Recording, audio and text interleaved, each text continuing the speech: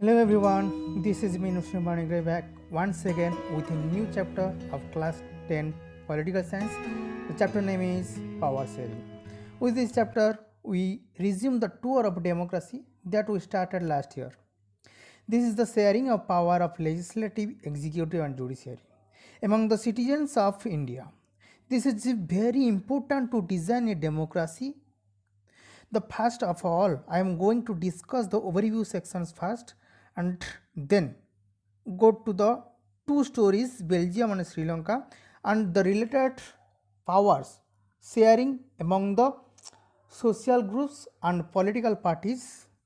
Without any further delay, let's go to the overview section. First देखेंगे case study of Belgium के Belgium का case study के बारे में देखेंगे 1973 से लेकर 1990 तक क्या क्या हुआ था क्या क्या नहीं हुआ था इसके बारे में देखेंगे। देन किसके बारे में देखेंगे केस स्टडी ऑफ श्रीलंका। जब इंडिपेंडेंट मिल गया था 1948 फरवरी 2 में, उसके बाद क्या क्या हुआ, उसके पहले क्या क्या हुआ था, उसका रिलेटेड लिंग्विस्टिक डिफरेंस क्या क्या दिखाई दिया था, इसके बारे में देखेंगे। देन क्या देखेंगे forms of power sharing. Power sharing का कुछ फॉर्म्स होता है, वर्टिकल फॉर्म्स होता है, हॉरिजॉन्टल फॉर्म्स होता है, उसके बारे में देखेंगे। वर्टिकल फॉर्म से में क्या क्या देखेंगे, वर्टिकल फॉर्म्स में देखेंगे legislative, executive and judiciary. Horizontal form में क्या क्या देखेंगे, हॉरिजॉन्टल फॉर्म में देखेंगे जो different type of government form with in India. जब नीचे से जाएंगे हम देखेंगे सबसे नीचे वाला गवर्नमेंट है कम्युनिटी गवर्नमेंट, देन क्या है स्टेट गवर्नमेंट, देन क्या है सेंट्रल और यूनियन गवर्नमेंट, देन क्या है जनरल गवर्नमेंट, उसके बारे में थोड़ा सा देखेंगे। और क्या देखेंगे हॉरिजॉन्टल फॉर्म्स ऑफ गवर्नमेंट, ये तो बता दिया, ये देखेंगे। और क्या देखेंगे vertical forms of government. Then last देखेंगे principal among social groups. Principles क्या होता है सोशल ग्रुप्स के अंदर जब रहेंगे कोई तो उनका प्रिंसिपल क्या होता है। जो हमारा कॉन्स्टिट्यूशन है प्रिंसिपल्स कौन सा बनाया है ये सब ग्रुप्स के लिए, ये सब देखेंगे। और क्या देखेंगे principal among political parties, political party का क्या क्या प्रिंसिपल दिया गया है ये सब देखेंगे। उसमें पीसफुल कैसे हमें कंट्री में रह पाएंगे, लिंग्विस्टिक बेसिस के ऊपर जब डिस्क्रिमिनेशन कैसे नहीं होगा, लैंग्वेज बेसिस के ऊपर ये जो डिस्क्रिमिनेशन हो रहा है ये कैसे रोका जा पाएगा, एंड कास्ट के बेसिस के ऊपर ये कुछ जो डिस्क्रिमिनेशन हो रहा है ये कैसे रोका जा पाएगा, ये सब के बारे में देखेंगे। एंड सबसे मोस्ट है रिलीजन डिस्क्रिमिनेशन। रिलीजन्स का जो हिंदू मुस्लिम्स क्रिश्चियंस ये सबका बीच जो डिफरेंस दिखाई दे रहा है ये क्या क्या रोका जा पाएगा, कैसे गवर्नमेंट कैसे स्टेप्स ले पाएगा ये रोकने के लिए, ये सब बारे में देखेंगे। Then go to the two stories. First ये तुम्हें दिखाई दे रहा है यह हमारा क्या है, Belgium is a small country, smaller than Haryana. Haryana से भी बेल्जियम क्या है स्मॉल कंट्री है, ये देखा जा सकता है। देन उसका चारों तरफ क्या है फ्रांस है, जर्मनी है, ये सब है। एंड ये इतना छोटा है कि ये हमारा हरियाणा का अंदर भी रह पाएगा, ये एक छोटा सा कंट्री है। इसलिए क्या होता है, लेकिन सबसे प्रॉब्लम में क्या है ये लिंग्विस्ट के ऊपर ये डिस्क्रिमिनेशन दिखाई दे रहा था, लेकिन ये सॉर्ट आउट हो गया because of the government undertaking different steps to remove the discrimination and to eradicate the discrimination among the peoples of the Belgium countries। Sri Lanka इसके बारे में भी देखेंगे। तो बेल्जियम का कैपिटल क्या है याद रखो ब्रुसेल्स। श्रीलंका का कैपिटल दो है, एक है क्या है कोलंबो, दूसरा क्या है श्री जयवर्धनपुर से। देन उसके बारे में देखेंगे। देन फर्स्ट देखेंगे case study of Belgium. Belgium का केस स्टडी देखेंगे। क्या देखेंगे ये डायग्राम माध्यम से हम याद रखने के लिए ट्राई करेंगे कि 59% जो लोग थे, जो बेल्जियम का अंदर जो लोग थे जो फ्लेमिश रीजन में थे वो क्या बोलते थे डच बोलते थे। एंड जो वालियन रीजन में जो जर्मनी का वालियन रीजन में जो 40% लोग थे वो क्या बोलते थे फ्रेंड्स। सो ऑब्वियसली डेज का मेजोरिटी ज़्यादा हो गया है on the basis of language, लेकिन और भी कुछ जगह था जहाँ पर जर्मनी लोग रहते थे और जर्मनी लैंग्वेज बोलते थे। तो ये फंडामेंटल चीज़ है कि Germany Dutch has the largest share in comparison than German and France, इसके बारे में देखेंगे। देन क्या है, जो बेल्जियम का कैपिटल ब्रुसेल्स है, ब्रुसेल्स में दो टाइप ऑफ लोग रहते थे, एक है डच, दूसरा है फ्रेंच। तो फर्स्ट में हम क्या देखते थे कि डच मेजोरिटी थे एंड फ्रेंच माइनॉरिटी थे। लेकिन ब्राज़ील का अंदर जो ब्रुसेल्स है कैपिटल, उसका थोड़ा सा अलग है। क्या है, फ्रेंच 80% है एंड डच 20% है। तो अभी गवर्नमेंट एक स्ट्रैटेजी बनाएगा कैसे हर कोई को इम्पोर्टेंस दिया जाएगा एंड हर कोई पीसफुल कंट्री का अंदर रह पाएंगे, इसके बारे में देखेगा। तो उसमें तो ये जब देखेगा और स्टेप्स लेगा, उसको बोला जाता है sharing of power and power sharing. Then case study देखेंगे किसके बारे में, श्रीलंका के बारे में। देखो श्रीलंका में थोड़ा सा अलग हुआ था। क्या हुआ था कि जो 74% थे वो कौन थे, वो थे सिंहल। एंड जो 18% थे वो कौन थे, तमिल्स। एंड जो अदर लैंग्वेज बोलते थे वो कितना थे, 8%। तो तमिल्स भी हमारा दो भाग में डिवाइड हो गया था, बाद में जाकर क्या हो गया था, एक है इंडियन तमिल्स, दूसरा क्या है श्रीलंकन तमिल्स। लेकिन इंडियन तमिल्स सबसे मेजॉरिटी थे एंड श्रीलंकन तमिल्स माइनॉरिटी थे इंडिया का बीच। तो उसका बीच क्या हुआ, डिस्क्रिमिनेशन दिखाई दिया। तो उसमें क्या होगा, सबसे मोस्ट इम्पोर्टेंट प्रॉब्लम सॉल्व करना होगा किसी को, माइनॉरिटी को। माइनॉरिटी क्या करेंगे, डिमांड मांगेंगे, डिमांड मिलेगा या नहीं मिलेगा वो किसी का ऊपर डिपेंड है, मेजॉरिटी का ऊपर। इसलिए क्या होता था, डिस्क्रिमिनेशन दिखाई दिया था on the basis of language, on the basis of religion and other things. तो उसमें क्या हो जाएगा, मेजोरिटेरियनिज्म एक वर्ड आ जाएगा। मेजोरिटेरियनिज्म क्या है कि जो मेजोरिटी को हर कोई फैसिलिटी दिया जाता है क्योंकि वो पावरफुल होते हैं, रिच होते हैं, तो इसलिए वो कौन सा फैसिलिटी पाता है, इकोनॉमिक फैसिलिटी पाता है। और क्या पाते हैं, कल्चरल, और क्या सोशल, ये सब फैसिलिटी, एजुकेशन, ये सब फैसिलिटी मेजोरिटी को दिया जाता है। जब मेजोरिटी और माइनॉरिटी को क्या करता है, डोमिनेट करके रखता है, तो ये क्या हो जाता है हमारा मेजोरिटेरियनिज्म। वहाँ पे क्या था, इंडियन तमिल्स, थोड़ा सा मैं गलत लिख दिया हूँ वहाँ, तो इंडियन तमिल्स मेजोरिटी थे एंड श्रीलंका तमिल्स मेजोरिटी थे। लेकिन श्रीलंका में क्या हुआ था, जो सिंहल थे वो मेजोरिटी थे, तो इसलिए कन्फ्यूजन ज़्यादा से ज़्यादा दिखाई दिया था श्रीलंका रीजन्स में। ये कन्फ्यूजन को दूर करने के लिए गवर्नमेंट स्ट्रैटेजी बना रहा था, पावर शेयरिंग कर रहा था among different religions group, among different linguistic groups to live peacefully within the countries. तो उसके बाद क्या हुआ, देखो हम देखेंगे, थोड़ा सा कंपैरिजन करेंगे, उसमें क्या हुआ था, बेल्जियम में क्या हुआ था और श्रीलंका में क्या हुआ था। फर्स्ट देखो श्रीलंका में क्या हुआ था, 1848 फरवरी 2 को श्रीलंका को क्या मिल गया था, इंडिपेंडेंट मिल गया था। 1956 में सिंहल लैंग्वेज को ऑफिशियल लैंग्वेज डिक्लेयर हो गया था, और उसी टाइम क्या हुआ था, बुद्धिज्म का जो था वो स्प्रेड होने लगा था।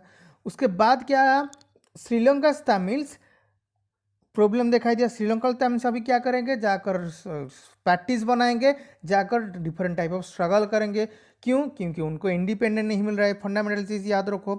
तो क्या होगा, लेकिन जो तमिल्स थे, इंडियन तमिल्स थे, वो मेजोरिटी थे, तो वो क्या करेंगे, जो श्रीलंका तमिल जो स्ट्रगल एंड प्रैक्टिस लॉन्च कर रहे थे उनको डिनाइन कर देंगे। अभी क्या होगा, लड़ाई स्टार्ट हो जाए किसी किसी का बीच, इंडियन तमिल्स एंड श्रीलंका तमिल्स का बीच। अभी याद रखो, सिंहल और अलग एक स्टोरी है and Indian Tamils, Sri Lanka Tamils ये अलग स्टोरी है। सिंहल तमिल्स को रेस दे दो एंड माइंड में ये रखो कि Sri Lanka Tamils and Indian Tamils का भी क्या दिखाई दिया, ज़्यादा से ज़्यादा स्ट्रगल दिखाई दिया। उस वजह से क्या हुआ, चेंज रह गया, कहाँ कौन सा ग्राउंड में, सोशल ग्राउंड में, एंड कल्चरल ग्राउंड में एंड इकोनॉमिक लाइफ में हर कोई लाइफ का कंडीशन था वो चेंज होते गया। याद हो गया कि 1848 में इंडिपेंडेंट में गया था, 1956 में सिंहला आज ऑफिशियल लैंग्वेज डिक्लेयर हो गया था। श्रीलंकाई तमिल्स डिफरेंट स्ट्रगल स्टार्ट किए थे। उसके बाद क्या हुआ कि श्रीलंकाई तमिल्स एंड इंडियन तमिल्स का बीच लड़ाई स्टार्ट हो गया था। उसके बाद क्या है कि social changes, economic changes and cultural changes आ गया था। ये था श्रीलंका का स्टोरी। बेल्जियम का स्टोरी से थोड़ा सा देख लेंगे कि बेल्जियम में इक्वल अपॉर्चुनिटी दिया जाता था किसी को और कोई सिटीजन्स को। इसलिए क्या हुआ कि पावर शेयरिंग हो गया एमंग द डिफरेंट गवर्नमेंट। हमारा कितना गवर्नमेंट होते हैं? 4 गवर्नमेंट। ये बाद में जाकर डिस्कशन करेंगे। ये 4 गवर्नमेंट को दिया गया है, तुम ये रीजन को संभालो, तुम ये रीजन को संभालो। लेकिन जो कॉन्स्टिट्यूशन बेल्जियम में बनाया गया था वो 4 बार अमेंडमेंट हो चुका था। कौन सा पीरियड? 1970 से लेकर 1990 के अंदर 4 बार कॉन्स्टिट्यूशन अमेंडमेंट हो चुका था। किसके लिए? Because to live in a peaceful country हिसाब से रहने के लिए 4 बार ये क्या हो गया था, अमेंडमेंट हो चुका था। देन इसलिए क्या हुआ, फर्स्ट हम जो देखेंगे बेल्जियम में जो डच थे वो कौन थे? माइनॉरिटी थे, लेकिन हर कोई को इक्वल इम्पोर्टेंस दिया गया है। एंड जो फ्रेंच का मिनिस्टर होते हैं वो इक्वल होते हैं, डच में जितना फ्रेंच में इतना। कहाँ? सेंट्रल गवर्नमेंट पे। तो सेंट्रल गवर्नमेंट हर रीजन्स को स्टेट्स गवर्नमेंट दे दिया है कि तुम ये हिसाब ये करो, तुम ये संभालो। इसलिए लेकिन जो ब्रुसेल था, ब्रुसेल में क्या हुआ था, सेपरेट गवर्नमेंट हो गया था, having equal community representations. Means हर कोई गवर्नमेंट रहेंगे, पॉपुलेशन वाइज रहेंगे, तो उसमें क्या होगा कि जो माइनॉरिटी थे उनको इम्पोर्टेंस मिल जाएगा एंड जो मेजॉरिटी थे उनको भी इम्पोर्टेंस मिल जाएगा, तो उसमें डिस्क्रिमिनेशन नहीं होगा। इसलिए क्या हुआ कि जो ग्रास रूट लेवल में जो कुछ लड़ाई स्टार्ट हो रहा था, सिविल वार स्टार्ट हो रहा था, कम्युनिटी गवर्नमेंट संभालेगा। तो इसलिए वहाँ पर क्या हुआ, पावर शेयरिंग जो था ब्रुसेल में सब ठीक ठाक था, लेकिन श्रीलंका में डिस्प्यूट दिखाई दे रहा था। उस वजह से क्या होगा, देखो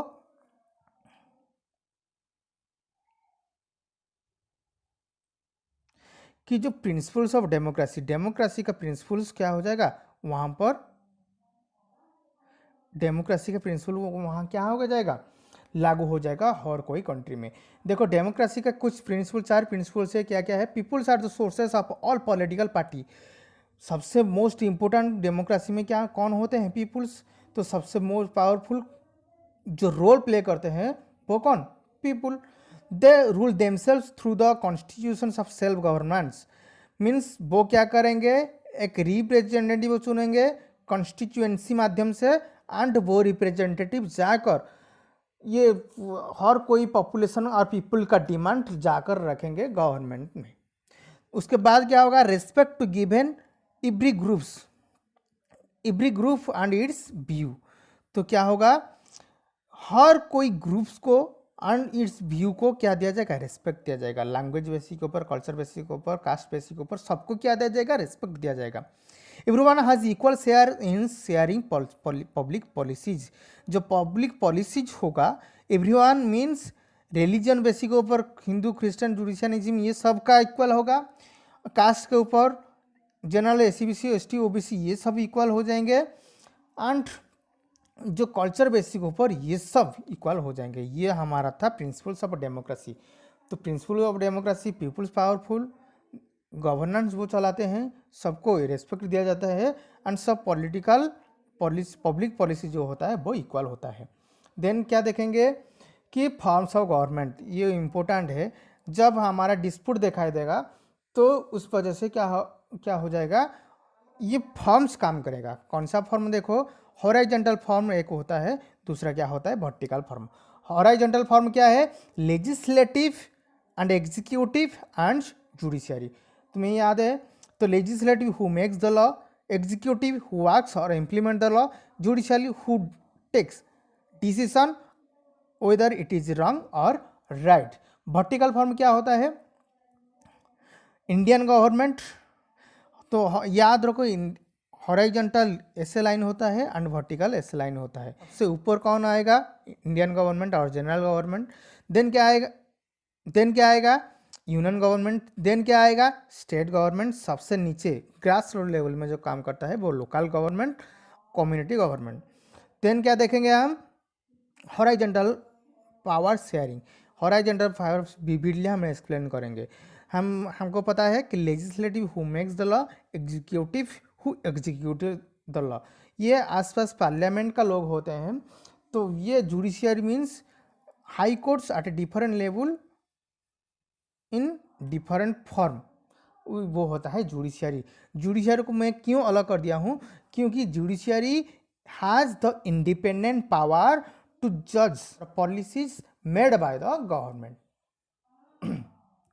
जो गवर्नमेंट के द्वारा जो पॉलिसीज बनाया गया है वो पॉलिसीज को ठीक है या रॉन्ग है या राइट है वो डिसीजन लेगा. वो इम्प्लीमेंट करने के पहले वो ये चेक करके देखेगा वो राइट है या रॉन्ग है. तो देन क्या? तो लेजिस्लेटिव एंड एग्जीक्यूटिव कौन कौन है?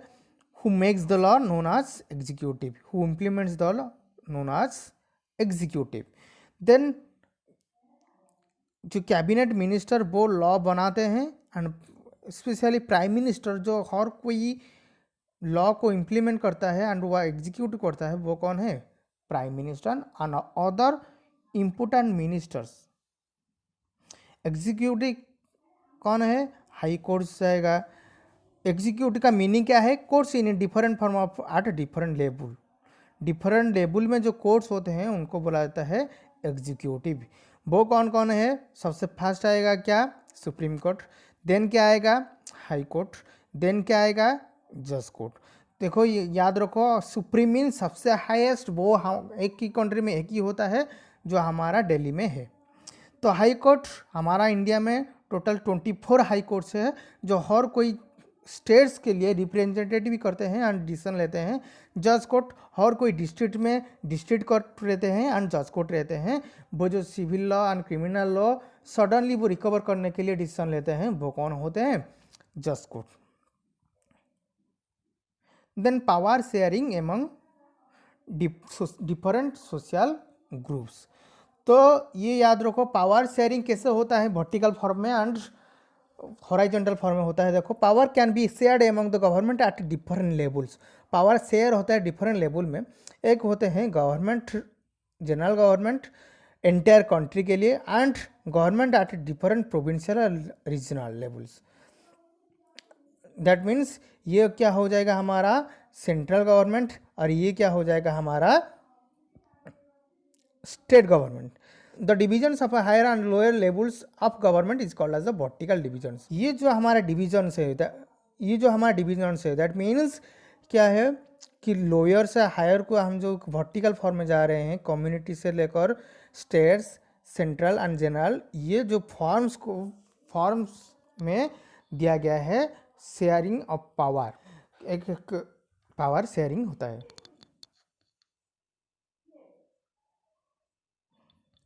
लेकिन क्या है, पावर शेयर भी हो जाता है सोशल ग्रुप्स में. जो पीपुल्स क्या करते हैं, कुछ स्ट्रगल करना स्टार्ट कर देते हैं एंड कुछ पार्टीज बना के डिस्प्यूट एंड कॉन्फ्लिक्ट करना स्टार्ट कर देते हैं. तो to reduce possibility of conflict between the social groups and for good for of democracy and क्या होता है पावर शेयरिंग भी होता है. किस किस सोशल ग्रुप्स का अंदर? Religions and linguistic. वो कौन करते हैं? सोशल गवर्नमेंट और community government. Then power sharing among political party. Political party तुम्हें पता है जो हमारा पार्लियामेंट है, पार्लियामेंट में जो सब डिस्कशन होता है कि एक रूलिंग पार्टी रहते हैं एंड एक अपोजिशन पार्टी रहते हैं. तो जब पावर शेयरिंग नहीं होगा, अपोजिशन पार्टी प्रेशर ग्रुप जो होते हैं, लेफ्टिस्ट जो होते हैं, वो कौन होते हैं कि अपोजिशन पार्टी. जब अपोजिशन पार्टी को कुछ भी पावर नहीं दिया जाएगा तो ये जो रूलिंग पार्टी होते हैं वो खुद क्या कर देंगे, लॉ बना देंगे एंड वो इम्प्लीमेंट कर देंगे। लेकिन वो क्या हो जाएगा, स्ट्रगल बाद में जाकर स्टार्ट हो जाएगा, लिंग्विस्ट बेसिस के ऊपर, सोशल बेसिस के ऊपर स्ट्रगल जब स्टार्ट हो जाएगा तो कोई भी देखने के लिए नहीं रहेंगे। इस वजह से क्या होगा, जब पार्लियामेंट में कुछ डिसीजन लिया जाएगा तो ये डिसीजन को जजमेंट करने के लिए भी कौन है, हमारा अपोजिशन पार्टी। एंड हमारा जो हर रीजन में जो डिस्प्यूट दिखाई देता है, वो डिस्प्यूट को भी जो सॉर्ट आउट करने के लिए हमारा कौन रहते हैं, अपोजिशन पार्टी। तो पार्लियामेंट में तो है एक ruling party and opposition party. तो जो अपोजिशन पार्टी को भी पावर शेयरिंग का ज़रूरत है। क्या करने के लिए, जो बाद में इम्प्लीमेंट होने के बाद जब कॉन्फ्लिक्ट स्टार्ट हो जाएगा प्रेशर ग्रुप्स का और हर कोई कंट्री के में मूवमेंट जब स्टार्ट हो जाएगा, उसको कंट्रोल करने के लिए पावर शेयरिंग करा जाता है एंड सिविल वार कंट्रोल करने के लिए पावर एंड शेयरिंग करा जाता है।